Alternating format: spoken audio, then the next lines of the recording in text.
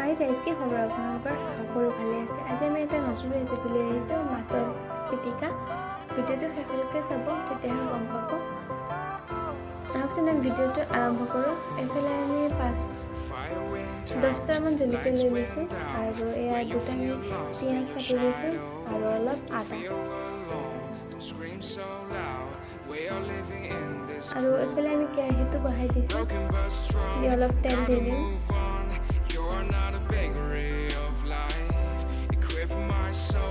তেলখিনি গৰম হৈ গৈছে, পিঁয়াজখিনি দি দিছোঁ।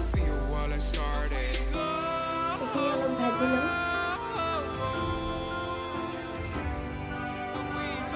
আমাৰ ভাজা হৈ গৈছে, এইখিনি আমি নমাই লওঁ।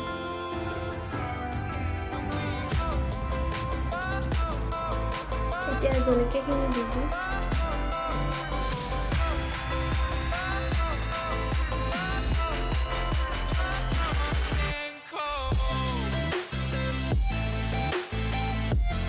আপোনালোকে জলকীয়াৰ পৰিমাণটো কমাই ল'ব পাৰে। আৰু এইফালে আমি ভাজা মাছখিনি ধুনীয়াকৈ অলপ ভাজি লৈছোঁ।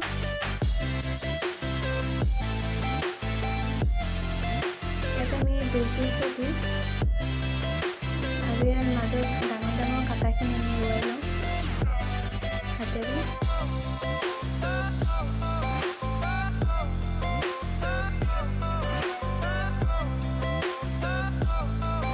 ভিডিঅ'টো কেনে পালে কমেণ্ট কৰি জনাবচোন, আৰু নতুন নতুন ভিডিঅ' পাবলৈ আমাৰ চেনেলটো ছাবস্ক্ৰাইব কৰি থ'ব।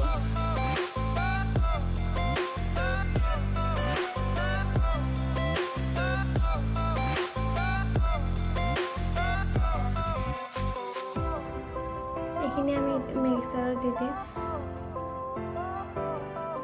তাৰপিছত আপোনালোকে পাৰিলে পাতাটো পিচিব পাৰে, কিন্তু আমি মিক্সাৰতে পিচিছোঁ।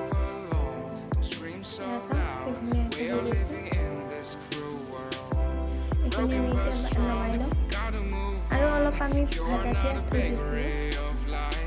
এতিয়া ভাজা পিঁয়াজখিনি আৰু চাটনিখিনি ধুনীয়াকৈ মিক্স কৰি লওঁ।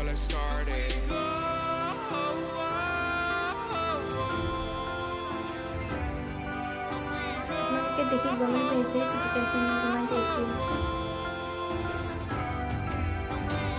আশা কৰোঁ ভিডিঅ'টো ভালেই পাইছে। ভাল পায় লাইক এটা কৰি দিবলৈ পাৰে।